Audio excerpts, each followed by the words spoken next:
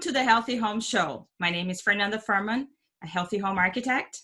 Hi, I'm Eric Furman, healthy home contractor. And today we're here with Barry Cik.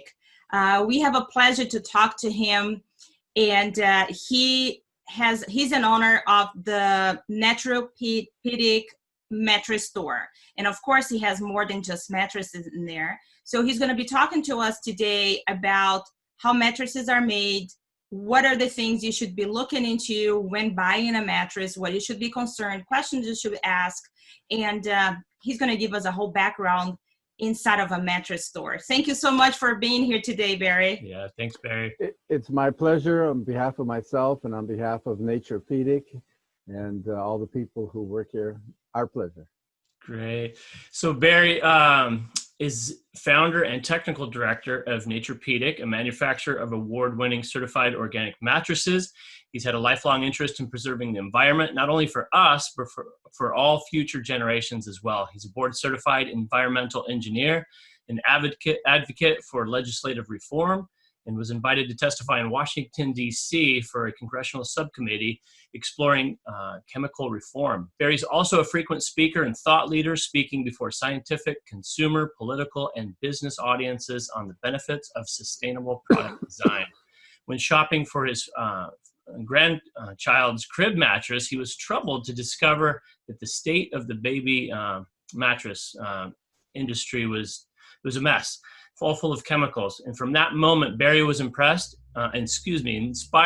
and determined to create mattress products that were safer and healthier for every child. Working in tandem with his sons, Barry established Naturepedic in 2003. Welcome to the show, Barry. Thank you very much. It's my pleasure. It really is to work with you. You guys are great. You have a great reputation, and I'm honored to be here. We're honored to have you as well. So let's start with your background, because that's very relevant and very important for the listeners to understand why you're doing what you're doing and why trusting the company, the mission behind the products, it's so important. So would you start by telling us your background? Sure. So let's go back to 1970, plus or minus. I was in engineering school, and the joke in engineering school was the solution to pollution is dilution. Just dilute it. That was the joke. The problem was that Lake Erie was dying, and I lived real close to Lake Erie. So the lesson that I learned back in 1970 was that we can't just do this. Industry in 1870, when they started dumping all their toxic waste into the lake just swallowed it up, no problem. 1890, no problem. 1910, 1930, 1950, no problem. The lake just swallowed up all the contamination, all the pollution. But 1970, big problem. 1970, the lake was dying, okay? And EPA had to come in, and they actually prohibited the fishing in Lake Erie. It's illegal. They allow it for recreational, for just people, and even then they only say once a month, is the guideline. But it's absolutely illegal for commercial fishing because the mercury level is so high. So what's the lesson? The lesson is, you think you're just going to dump toxic chemicals into the environment, whether Lake Erie or anything else? No, you're going to pay a price. And when the day comes when you pay a price, you're going to pay a heavy price. Okay, that was the lesson that I learned, and I became a pretty avid environmentalist. And because I realized, what's going on, and I realized how industry is simply not behaving responsibly. I don't mean to be nasty, but the truth is industry is not behaving responsibly. They weren't then. They still aren't, even though there's other regulations, but they're getting around many of them. And it's a very serious problem. Okay, so that was back then when I was in college. And I realized that it's not true. The solution to pollution is dilution. That is not true. Okay, I became an environmental engineer. I'm a board certified environmental engineer. I'm also certified by the Institute of Professional Environmental Practice. I'm also a certified hazardous materials manager. I'm also an author of a textbook for government institutes on environmental assessments. I'm also a certified diplomat forensic engineer. I'm also certified by the Ohio EPA. Okay, and a couple other things. So I've been working as a board certified environmental engineer chasing chemicals for 40 years. All right. Then one day, my wife sent me to a baby. This goes back to 2003, whatever it was. My wife sent me to a baby store to buy a crib mattress and a few other things for our first grandchild. So I'll make the story short. I walk in, I'm trying to understand what's in these mattresses, these crib mattresses, and we have vinyl. Okay, so let's start with that. Vinyl is polyvinyl chloride. It contains nasty chemicals called phthalates, PHTHALATES. The EPA has since banned, the CPSC has since banned a number of the phthalates that have been commonly used in baby mattresses because they're so toxic. But the problem is that industry just takes the banned formulas, they tweak the formulas and change them a little bit, and then the new formula is okay, and it's right back on the mattress. And they have no morals, no decency. They know these chemicals are toxic, but they find versions that were not banned, and they put it right on a crib mattress. So that's your vinyl. Other crib mattresses are waterproofed with perfluorinated chemicals like PFAS, okay, that a lot of people are becoming aware of.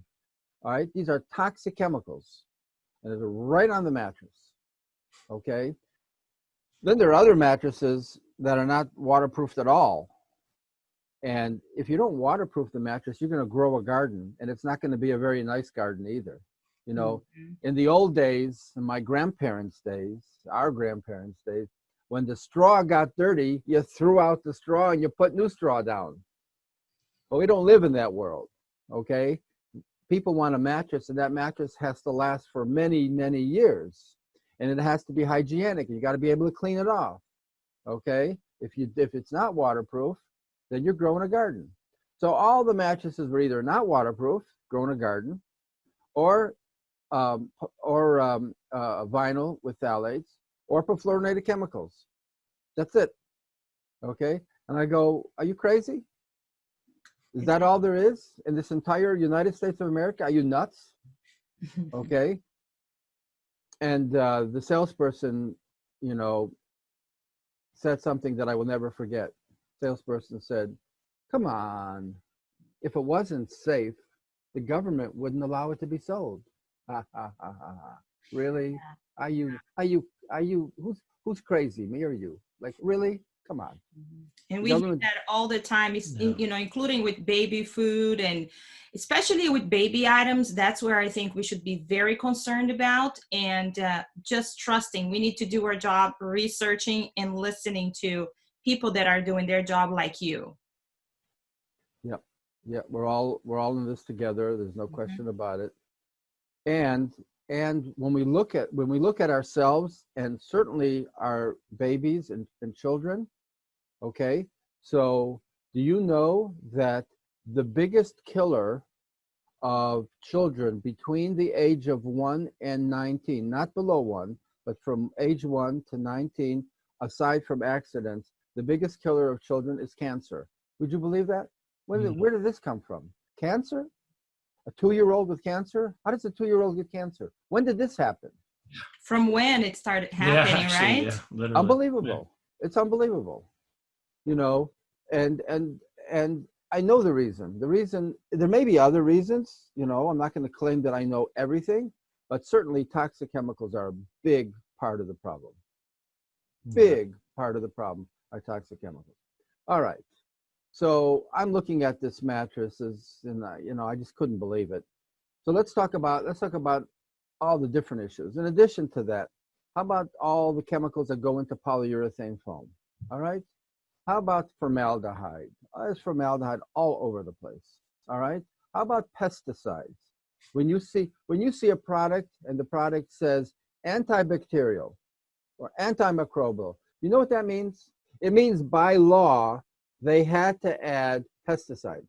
By law, they had to add pesticides. Nobody knows that. And most people, when they see antibacterial, oh, I'll pay a little bit more for antibacterial. I don't want bacteria. I'll pay a little bit more. All you paid for was pesticides. Thank you very much. That's all you paid for. Most people don't know that. 99% of the public has no clue what's going on. All right? And then there's GMOs, of course. Everything is GMOs today. And what's GMOs doing to kids in particular? Okay, just take an example. There are kids who can't eat peanuts. When did this happen? Well, it happened since the peanuts went GMO. That's when it happened. So who are we kidding? Who are we kidding? What are we doing to ourselves, huh? We do it to ourselves. We're crazy. We're a new generation. Yep. And we're talking about kids at the moment. That's fine.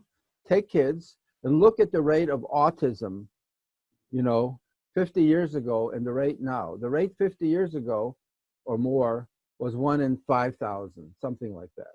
Today, 1 in 100, 1 in 80, 1 in 50. Those are the numbers we're getting. Okay, where did all this come from?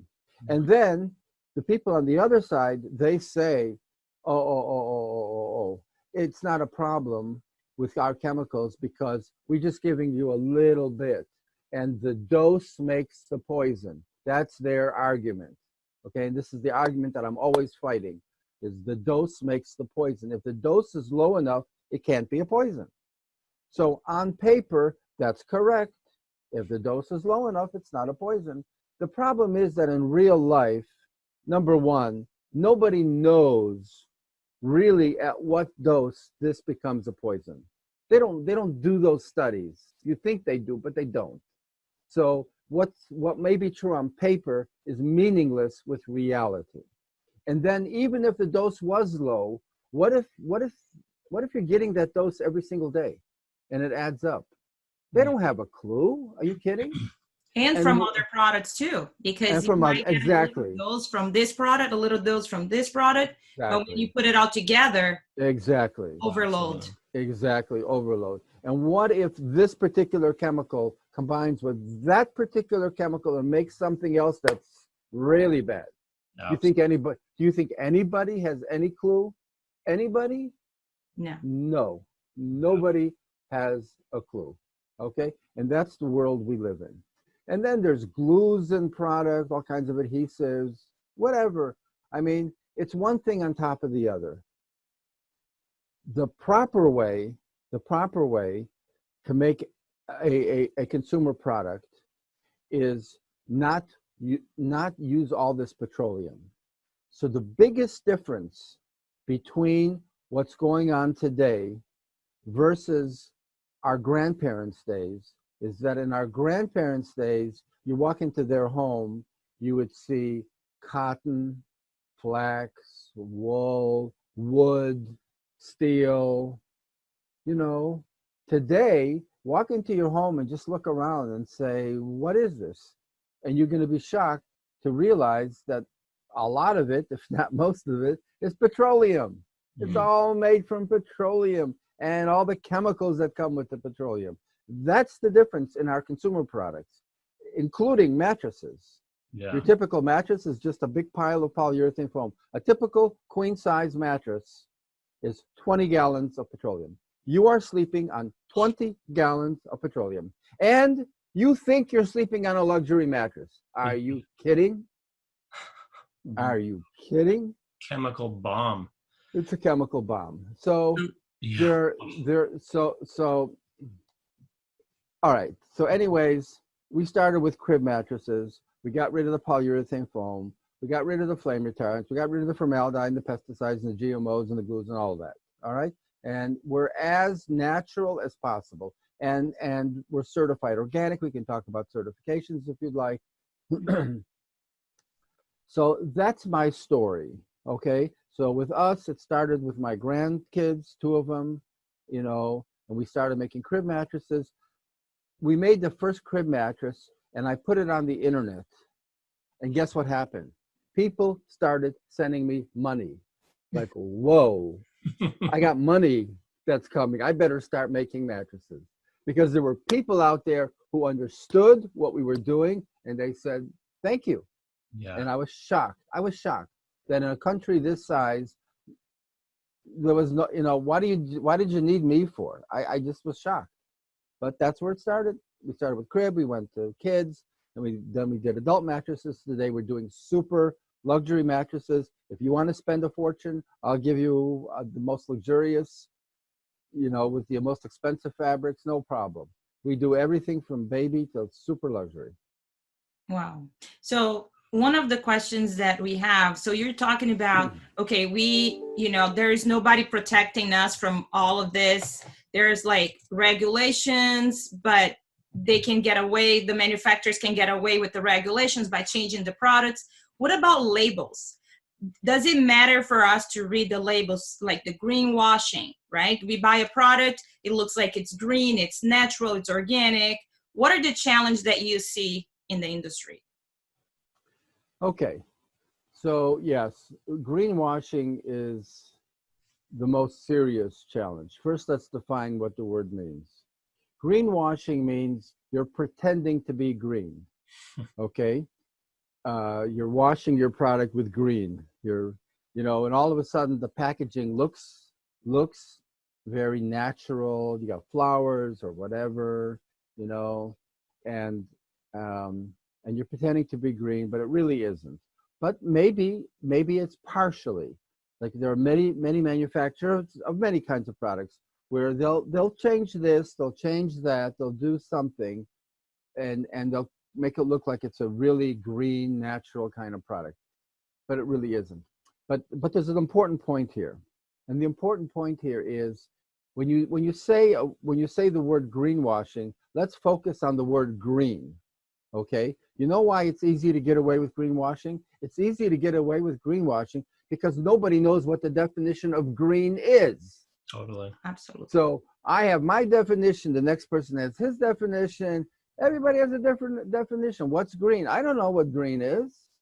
Okay, you know, I learned a lesson early on when we first started Naturepedic. I went to I hired an attorney actually to go to FTC, the Federal Trade Commission. Okay, and I asked the Federal Trade Commission, can you take a look at our website and critique it? And everybody around me said, Barry, you have lost your mind. Nobody goes to the FTC. Nobody volunteers to be put under the scrutiny of the FTC. Are you crazy? This is a true story. And I said, I don't care. I want to know if I'm doing something wrong. I want to know. Okay. This was way at the beginning. And this attorney got me an appointment, and the FTC checked out my product. And I got called into the FTC office, and there's several of them there. And I sit down and they say, Mr. Cik, do you have any windmills on your roof? This is a true story. Do you have any windmills on your roof? And I go, oh my God, I'm in trouble now. No, I don't have any windmills on my roof. Well, Mr. Cik, you're saying that your products are eco-friendly. Well, eco-friendly to me means you must have a windmill on your roof. Wow. And this is a true story. And I learned a lesson that day. And in the end, they were cordial. They were very nice with me. But they taught me a lesson I never forgot. The lesson was, don't go using terms that you can't define and that nobody else can define unless you take the time to try to define what you mean by that term. Don't tell me you have an eco-friendly product. I don't know what that means. I learned that lesson early on, and I never forgot it, which is why we're very careful with how we describe, you know, and what claim we're going to make. And it has to be solid and easily defended and very clear to everybody and so on. All right. Anyways, so the problem with greenwashing is the word green doesn't mean anything. The word natural doesn't mean anything. What's natural? Okay, everything's natural. It doesn't mean anything. These words mean nothing. Industry and it goes for everything, right? For food, everything. for any products that you're buying out there. It says natural. Yeah. It doesn't mean anything. Just a marketing word. It's just a marketing word. The industry has destroyed, all these words in our language, and even organic. Let's talk about organic. If the item is that's the only word that has some regulation. If the item is an agricultural product, if it's an apple or an orange, okay, and you want to call it organic, then yes, you have to go to the USDA and you have to get certified, okay? But if your product is not an agricultural product, if it's soap, okay, if it's a shirt, if it's a mattress, and you call it organic, there is no regulation. The regulations are only if it's agricultural. So if it's not agricultural product, you can call anything organic. All right? So that's the problem. Let me give you an example about something that's not a mattress. Okay? Go into the supermarket and go down the aisle that sells shampoo. Okay? You will see, and this is something that happened with another brand, Dr. Bronner. Dr. Bronner has a wonderful brand, and I totally support it. Dr. Bronner did something many years ago. They went to the USDA, and they wanted to get some of their products, cosmetics, whatever it was, they wanted to get it certified organic. And the USDA refused to certify their product, okay? Because the USDA said it's no longer an agricultural product. Shampoo or whatever it was is not an agricultural product. Dr. Bronner took them to court, took the U.S. Department of Agriculture to court, and won the case. The court said, you know what? This product, yeah, it's used as a shampoo or whatever, but everything in here is really, organic plant-based. It's all organic plant-based. The fact that they mixed it and did whatever they did, it's still organic plant-based. So the court said they can be certified by USDA. And I'm not focusing because of that particular product. I'm focusing on something else. There was a lesson learned from that situation as to how far the U.S. will go to certify something that's organic. Okay? So today, you can go down the aisle in the supermarket and you can see a certified organic shampoo, and you can see another shampoo that's not certified organic, but it's still called organic. Okay? Because the product that's made from real organic plants, that's certified organic. The product that's made from artificial stuff it's not a natural product. It's not an agricultural product. I mean, it's not certified. And when they use the word organic, it doesn't mean anything.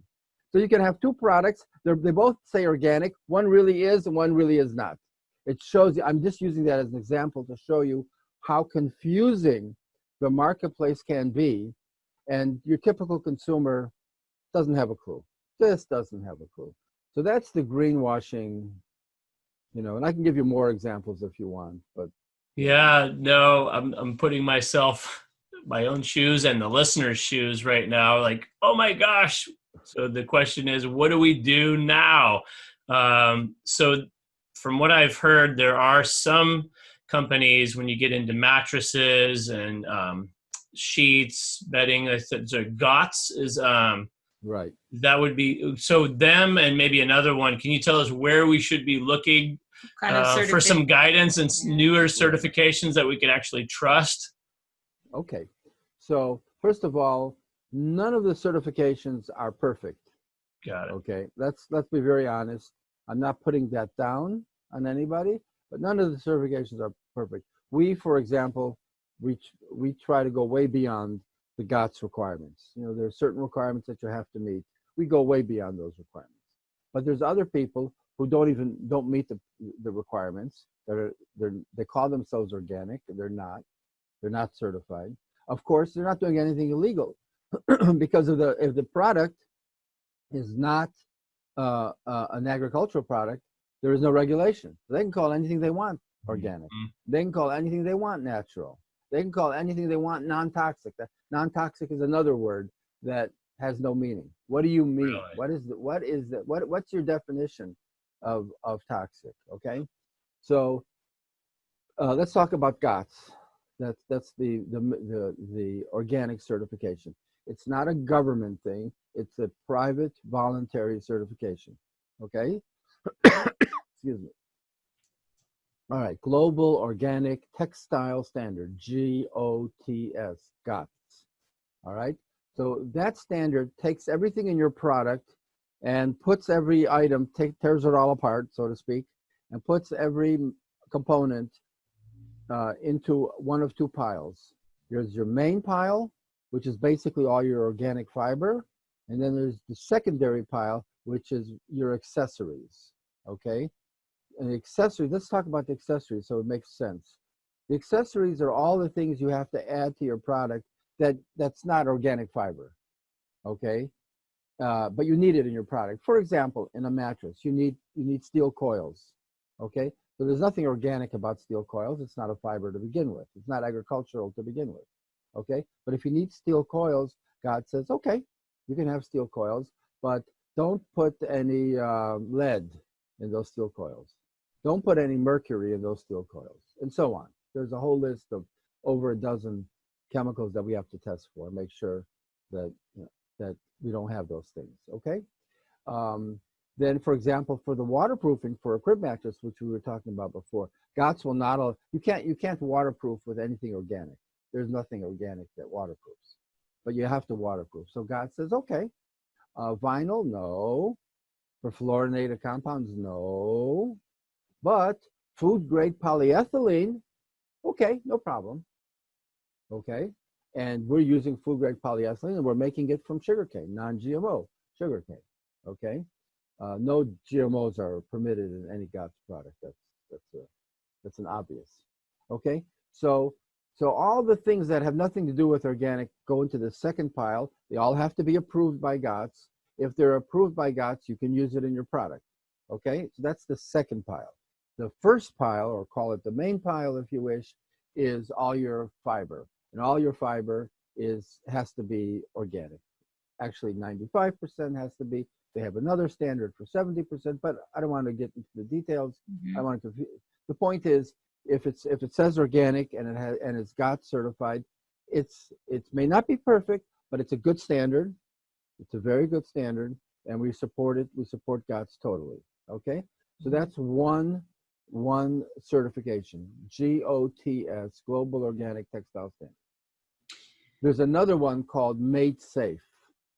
Made Safe is another. It doesn't require organic, but it's looking to make sure that none of the materials are nasty chemicals, like endocrine disruptors or other kinds of toxic chemicals. And as long as you don't use any toxic materials to their standard, they will certify you. And it's also a very good certification.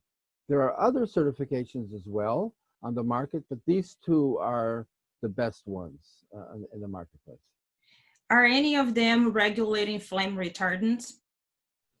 Can you talk a little bit about flame retardants? Yeah. And why do they have flame retardants? Let's do that one first. Why are there flame?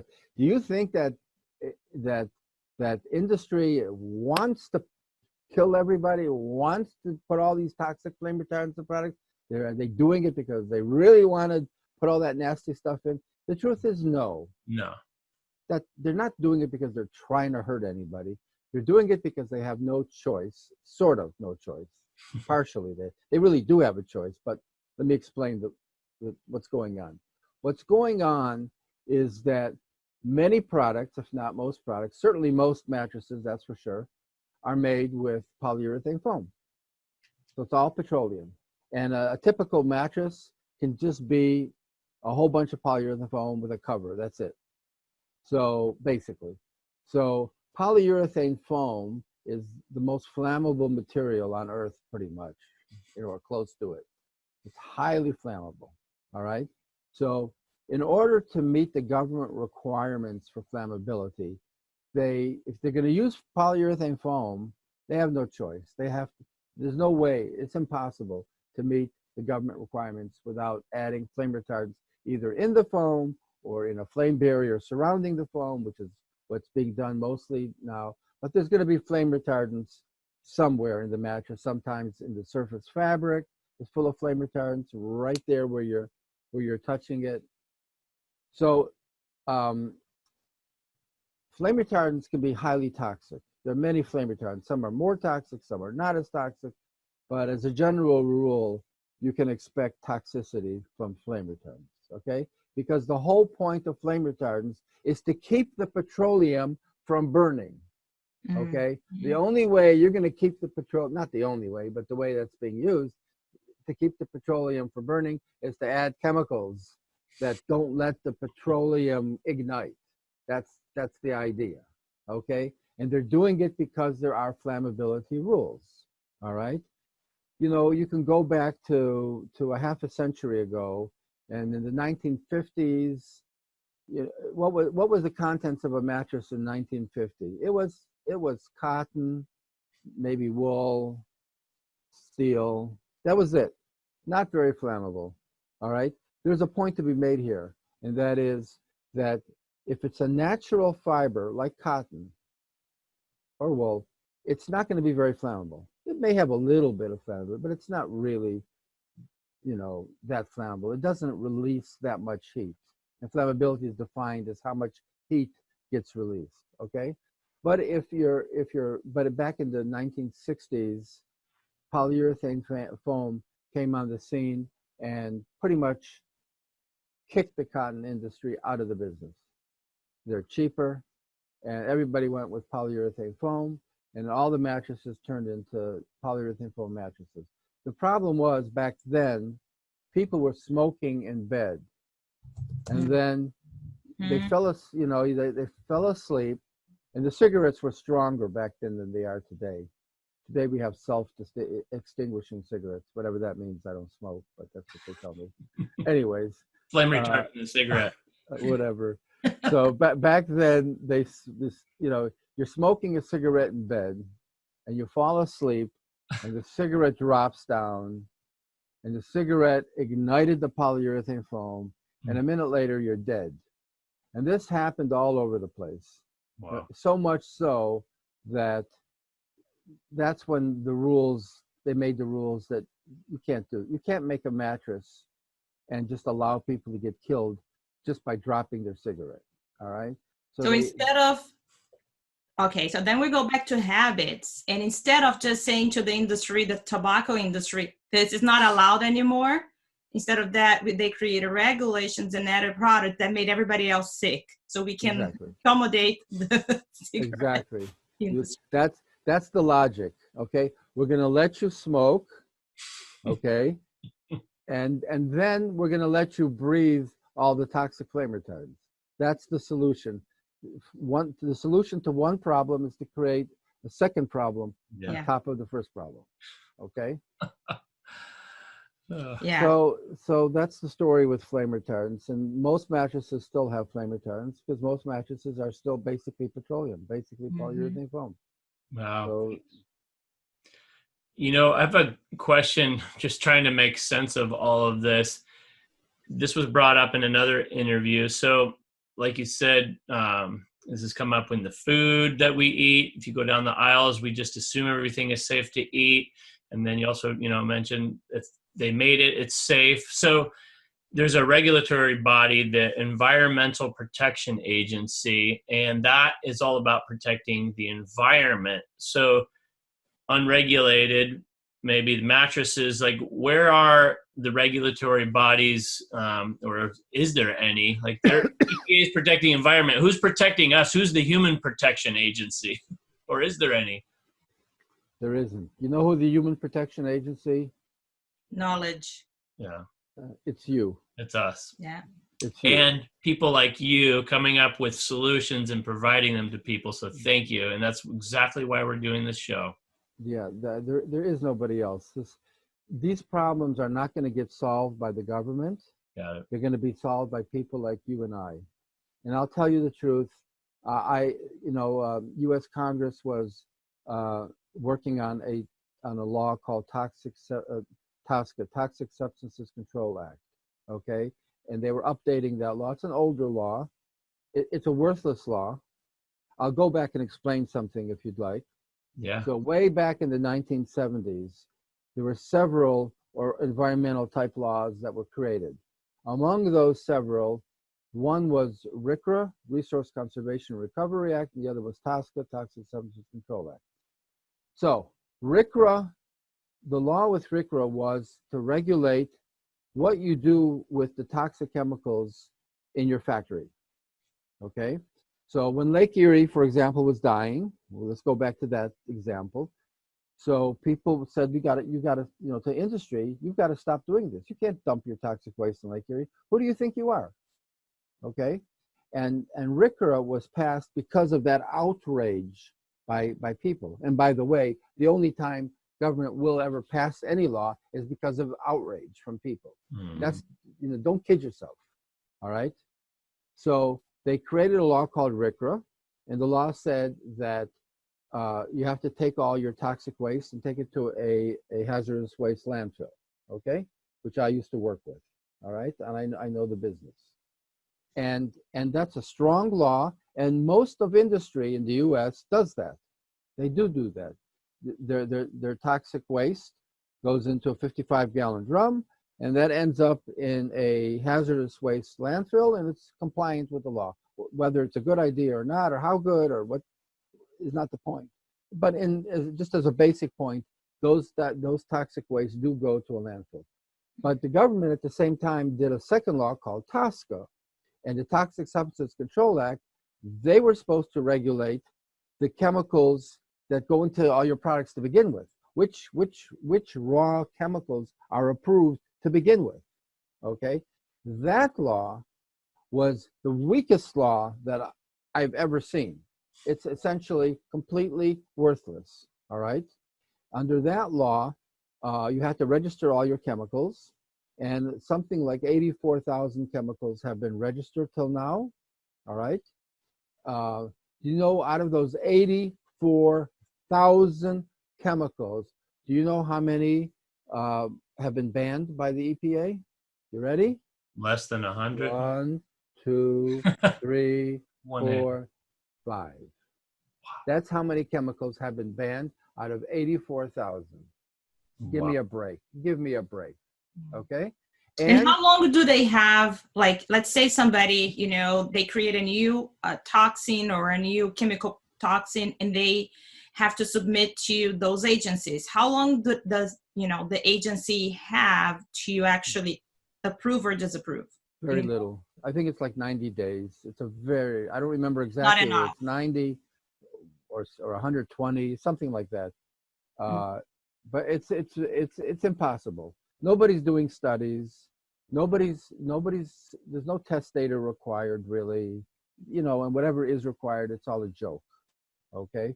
So let me explain you something else. Do you know why, or at least one reason why, all the manufacturers of chemicals do not test their chemicals, do not seriously test their chemicals? They might play with it. I'm going to tell you why. It goes back to a different law, okay? There's an OSHA law, okay? There's an OSHA law for factories, all right? In a factory, if you're making a chemical, you must, by law, create it used to be called an MSDS, Material Safety Data Sheet. Today it's just called SDS, Safety Data Sheet. Same thing, same idea. You have to create an MSDS, an SDS, and you have to tell your employees what you know about this chemical. So if there's an accident in the factory, they know what the issues are. They know how to protect themselves. If it spills on their hand, they know what they're supposed to do, things like that. All right? So all manufacturers of chemicals have to create SDS. But there's one big loophole that industry got when they created that law, that OSHA law. You ready for this? The loophole is you only have to say what you know. Oh my gosh. If you didn't know about something, there is no penalty. You didn't know. So that's the only law that ignorance is an excuse. Is an excuse. That's the only time that works, right? Exactly. You just said it the right way. Ignorance is an excuse. And if you ever look at some of these SDS sheets, sometimes you look at it, it doesn't tell you anything. It's all baloney. And if you ever look at those things, you'll see. That's because many manufacturers, we don't know. There's nothing to say. And that's, there's some manufacturers that do a decent job, some of them, but more likely than not, the SDS isn't telling you too much. They might say a couple things about how to wash your hands if something spills or something like that, but they're not really trying to get into too much details. So that problem, becomes a bigger problem, all right? And it becomes a problem with the THHS law, all right? They don't know, they don't submit very much, they're not aware of a problem, and that's the standard answer. We're not aware of any problem, okay? Ignorance is bliss. You said it perfectly. All right, anyways, so.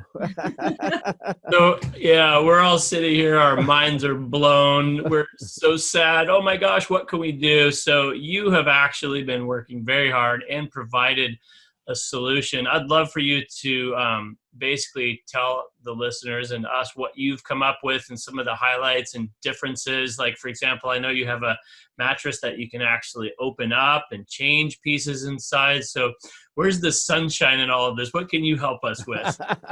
Okay, so let's talk about most of our. Where can we send you the money to? Yeah, we're going to send you some more of that money. Say that again, what? And where can we send you the money? Oh, yeah, no problem there. Okay, anyways, so let's talk about most of our adult mattresses. Okay, so let's first talk about mattresses in general. What are the problems with mattresses and what's the solution? Okay, so there's three big issues. One issue is chemicals, which we've talked about, all kinds of chemicals in mattresses. The other issue is flammability. If you have a mattress that's all polyurethane foam, it's very flammable, very flammable. Okay.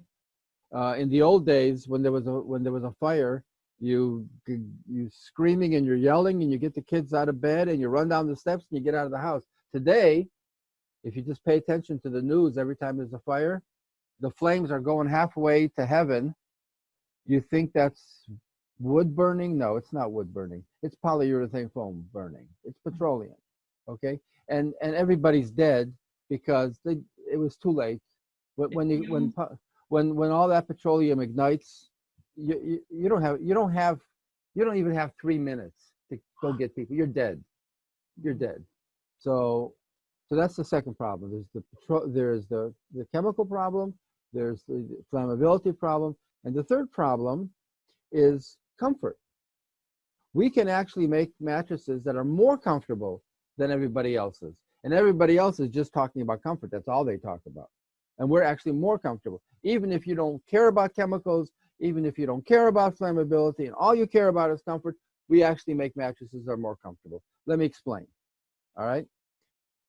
So what we use is organic cotton fabric, organic cotton filling material, organic wool, organic latex, and then the other things are non-toxic. The steel, whatever, is non-toxic, all approved by GOTS, okay?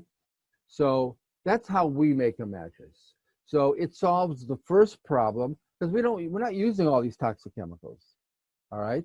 And why should your immunity system fight all those chemicals all night? You're on a mattress a third of your life, okay? Why should you fight? Why don't you just sleep, on something that will be good for your immune system? And your immune system doesn't have to fight it, okay? Mm-hmm. And a nice way to say it is, I ask people, from the moment you walk into your house to the moment you leave your house, where did you spend most of your time? Mm-hmm. You spent it on a mattress. Yeah. So you go out of your way and you spend all the money that you can on the most beautiful dining room set that you want. Okay, you can have your dining room set. And then you want a chandelier too? Okay, you can have a chandelier. And then you want a beautiful sound system? Of course. How can you not have the most beautiful sound system? Okay. But how about the mattress? It's 10 years old. It's full of all kinds of stuff that you don't even want to think about, and you don't even pay attention to it. Okay? Or So can I interrupt for a second? Or you do like we did, and we bought what we thought was the best and very expensive, only to find out it's a toxic bomb. Yes, exactly. And it's very difficult to know what's what. It really is. It's very difficult for anybody, any average person, even educated people. It's very difficult for them to understand what's really going on. Because I'll give you an example. So there's today, mattress people are selling soybean foam or soy foam, or they're calling it eco foam, or they're calling it plant-derived foam. And you say, okay, that must be great, made from soybean. Well, guess what? There's a marketing label. And then if you look at the bottom or, of the mattress, you'll see a label that says, do not remove under penalty of law. That's the legal label, all right? The marketing label will say soybean foam, soy foam. You look at the legal label, it'll say polyurethane foam. What's going on? You know what's going on? It's polyurethane foam, because they're not allowed to lie on the legal label. It's polyurethane foam. All they did was they mixed some soybean oil into the mix. That's all they did. Like, really? Wow. Now, who are you kidding? And the truth is, they're kidding a lot of people. That's the problem. Yes. Okay? That's how the system works. Okay, anyways. So the right way to do things is to avoid the nasty things or the questionable things, and use materials that are organic as much as possible, and any of the things that are accessories that are not a fiber, clean, non-toxic as much as possible, to meet a standard. The Global Organic Textile, they have a standard. And of course, we meet that standard or go beyond that standard. All right. The next thing is the flammability. All right. If you're not sleeping on 20 gallons of gasoline, you don't have that problem. If you're sleeping on organic cotton, that's not highly flammable. If that mattress catches on fire, you can get out of that mattress and leave the room, and you have time. Yeah. And then there's the comfort issue. Okay. So the third issue is comfort. So why are organic mattresses, like our Naturepedic mattresses, why are they more comfortable? You know why they're more comfortable? Because of the issue of petroleum. So let me explain. All right. If you're wearing clothing like a shirt, all right, most of the time you're wearing cotton. You're not wearing polyester, because polyester doesn't breathe. Polyester will make you hot and sweaty. All right. But a cotton shirt will not make you hot and sweaty. It breathes, because cotton breathes. Polyester is petroleum. Petroleum does not breathe. Well, guess what? The whole mattress, if it's just polyurethane foam and a polyester cover, it's not breathing. You're going to get hot and sweady. And there are many. All night long.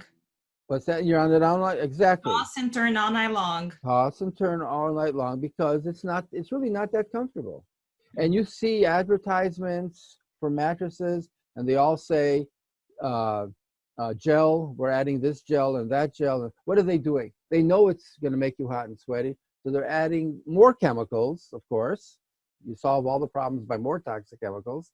That's the way industry works.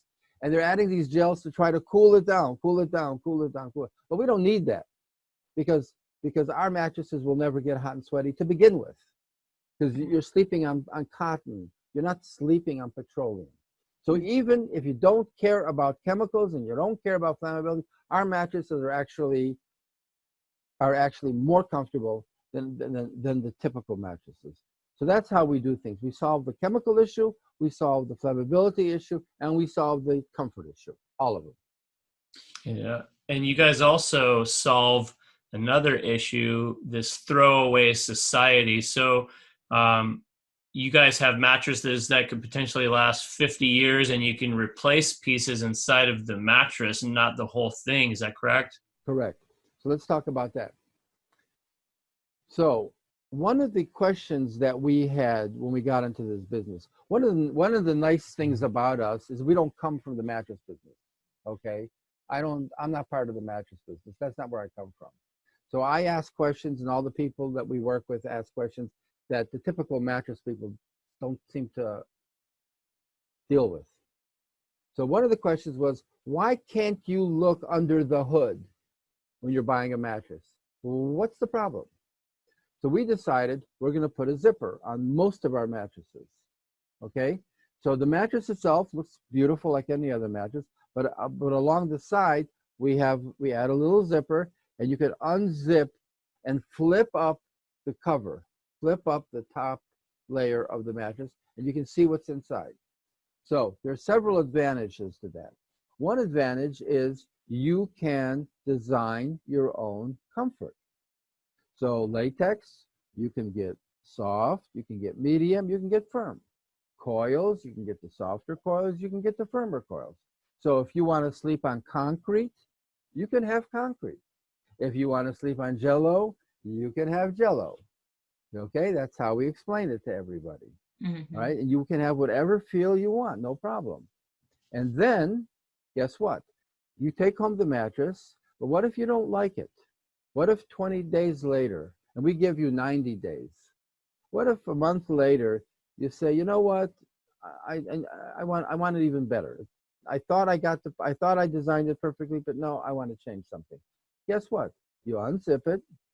We know what you have, or you discuss it with us, and we'll help you exchange it. And you'll pull out a part, and we'll swap it, and we'll swap it for free. All you have to do is pay for the shipping. We'll swap it for free. So you have 90 days to make sure that that mattress is perfect. You don't have to accept, something that here it is, take it or leave it. No, you can customize your own mattress. You have 90 days to do that. And then guess what else? You have a partner that you're sleeping with, okay? Why do you have to put up with what your partner likes? And why does your partner have to put up with what you like? Where did this come from? Okay, ridiculous. So we designed all our components, and everything is interchangeable, no problem, so that each side of the mattress can have a totally different feel. It can be more firm, less firm. It can feel this way, it can feel that way. And two different people don't have to have the exact same feel. Each person has what he or she, prefers. Okay, and then the next thing is, if you can unzip it, what if 5 years later you want a different feel? Okay, you like your feel, but now I want something different. I want it, whatever. What if 10 years later? What if 15 years later? What if 20 years later? Guess what? With us, all you do is unzip. You tell us what you have and what you want, what you don't like, what you want to change it to, and we'll send you a component. You'll have to pay for the component, down the road, years later, but you don't have to throw out the whole mattress. You just have to pay for one component. Mm-hmm. And so with our design, you can keep that mattress going for 20, 30, 40 years. I don't know what the limit is. There is no limit. You can keep that mattress going as long as you want to. And it keeps mattresses out of the landfills. So we solved the sustainability problem at the same time. It's not rocket science. Trust me, this is not the most difficult engineering project of my life. Trust me, it's not. It really isn't. Okay, all it takes is stop, ask some questions, and say, okay, what's a smart way to just solve the problem? It's not that difficult. Mm-hmm. I have a question. It's more of a technical one, or comfort. So when we were shopping for a mattress, and I know this question is going to come up, that's why I'm asking it, is coils versus no coils in a mattress. How did that come up, and why do people want maybe a coil-less mattress? Like, what's that all about? So there's a couple points here, okay? And one of them is the EMF question, okay? So let's first deal with that, all right? There are some people who are under the impression that a coil, a steel coil, will attract electromagnetic frequencies, EMF radiation, all right? And somehow the coils are an antenna, they'll absorb that, okay? It's a complete lie, okay? We've done the testing, it's just absolutely not true. And we've had other specialists look at the issue. It's just not true. Somebody came up with a theory and it just got on the internet and it spread all over the internet, and it scared a lot of people. It's just not true. So let's talk about EMF for a minute. All right. EMF radiation the main EMF radiation is created by electrical lines. Okay. So if you have, if you're in front of a TV, that TV will give you EMF. If you're in front of a computer screen, it'll give you EMF. If you have a electrical clock next to your bed, that's giving you EMF, okay? Any live wire is giving you EMF. And let me give you a quick hint right here. If you live in a home, or even if you live in an apartment, walk outside and look at the wires coming from the street, all right? So the wire coming from the street, you'll see where it hits your home. You'll see the wall where it enters. And that electricity hits the wall, goes down the wall to the basement, okay, where the breaker is. And then from there, it goes throughout the home, okay? That wall on the side of your home where the electricity hits and goes down, you don't want to be next to that wall on the inside. That wall will be heavy, heavy, heavy EMF because there's live electricity running there. There's also EMF running through the ceiling and the floor. There's EMF all over, but that wall is the worst. Okay, so one thing very simple. You don't need any special equipment. One thing is very simple. If you're on the inside and your bed is right up against that wall, or if your desk is right up against the wall, or if the baby crib is right up against the wall, get it out of there. Move it to the other side of the room. Okay? Don't spend serious time against the wall that's carrying the electricity from the street and down to the breaker. Okay? Now, if the electricity is coming in underground, all right, so just go look at where the box is, and where that box hits from the line from the box to your home, that's the wall. It's the same wall.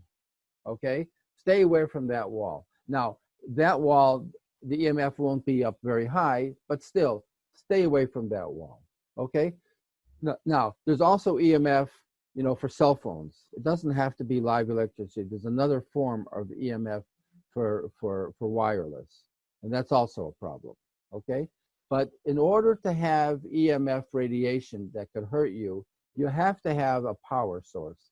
Just because you have a piece of steel doesn't mean the steel is collecting or emitting any EMF. It's not. And by the way, I don't know if I should say it this way, but if you know Dr. Mercola has a well-known website. Yeah. Dr. Mercola years ago made a big deal about EMF, and I think to some degree at least, he was the one that helped turn it into a big issue. Well, guess what? He's taken it all down, and he's selling mattresses with steel in it. He's actually selling mattresses with steel. So he realized that it's not an issue. Okay? Okay. So EMF is not an issue. So let's start with that. If the person says, I don't want steel, and the reason is because of EMF, it's not. I mean, if you don't want steel, you don't want steel. We sell mattresses either way. If you don't want steel, we'll take your money and sell you one without steel. It's okay. It's not the end of the world. But you need to know that EMF is not an issue. Okay? So we'll start with that. Next. So some people seem to like an all latex mattress.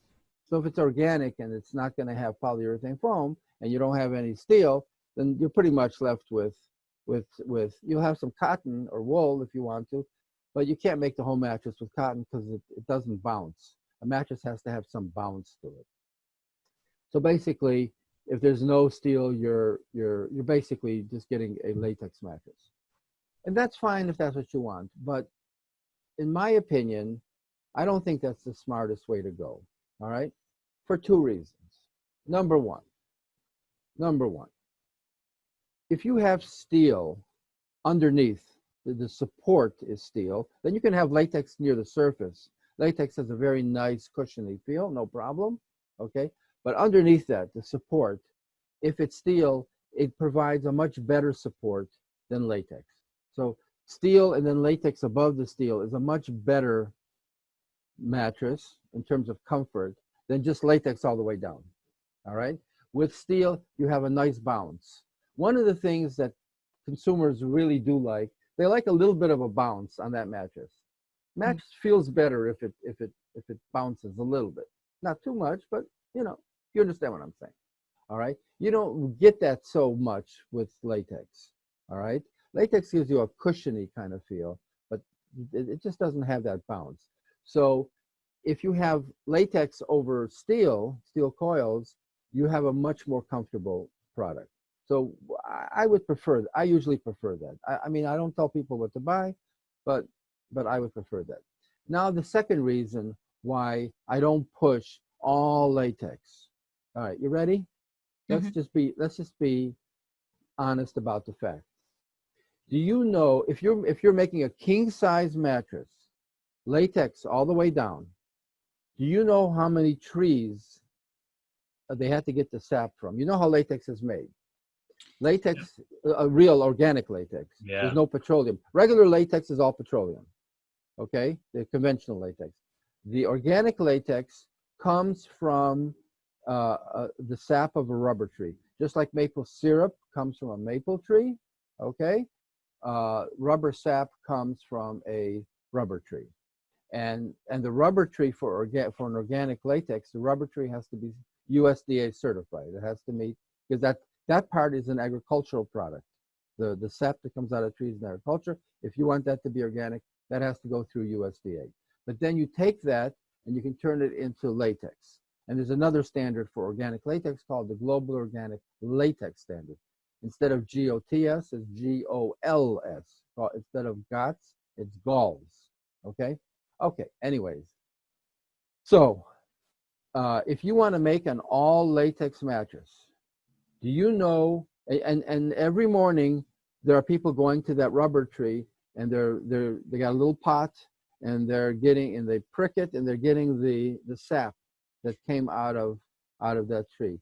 Do you know how many trees for one day, how many trees you get the sap out of to make one mattress? Oh, you ready? 1,000? More. Yeah, I forgot the number, but I think it's 2,500. Yeah. 2,500 trees to make one king size mattress. Wow. So how many trees are there, latex trees? Give me a break, okay? And then not only that, there's no latex, there's no rubber sap in the United States. It's all coming from other parts of the world, principally Southeast Asia, all right? So then you have to transport all that halfway across the world, all right? So there's not enough latex trees, there's not enough rubber trees. You have to transport it halfway across the world. You know what? And it doesn't even give you the same good support that steel does. So what's the point? So I prefer a steel support with a latex comfort layer. That's what I prefer. You're not using as much latex, and when you are using it, you're using it for something that makes sense. Nice. I like that. Great explanation. Yeah, perfect. And one of the things too, I think it goes back with all the other speakers. We have been seeing this thing that goes back to our habits, to our needs, to our demand, and to our knowledge and respect to the environment, right? So as we're talking about the tobacco, instead of changing the habit, we change the industry to accommodate our habits. So, accommodating our new habits and our the way we consume things are actually creating a major issue that cannot be controlled. I don't think it's under control anymore. So one of the things that, to talk to the audience, we have been always going back to, where do I start? How do I start? And the bedroom is always the room that we always recommend people starting. If you can only invest in one room, start in your bedroom, because your body needs to restore, your body needs to relax and have a full night of sleep in order for you to build your immune system. And I think it's very relevant to what's going on right now. Right now we're dealing with the coronavirus as this is going live. And one of the things we need to do is improve our immune system. So how can you do that if you're tossing and turning all night long? If you're breathing, if you put your face over there. We didn't even talk about pillows, which we're going to have you in our group to talk about that again. But, our babies are right there, and they spend much more time than we do on their crib taking naps. So it's very important. If there's one room that you can invest in your home, invest in your bedroom. That's an amazing, that's the best place to get started. And thank you so much for sharing all your knowledge and everything that you have been doing in the industry and the background to make sure that we have this knowledge, that we can shop for safer products and understand those products too. Thank you. Well, thank you as well. My pleasure. And yes, we all have to, like we said before, we are the people who will change things. It's not the government, it's us. It's the public has to rise up and say enough of this and demand better products from everybody. Mm-hmm. And once we do that, and that's the purpose of your show and of what you're doing, it will change the world for the better. Absolutely. So, and you'll feel better in the process. So as Fernanda said, we don't have time to get into the pillows and what you may do.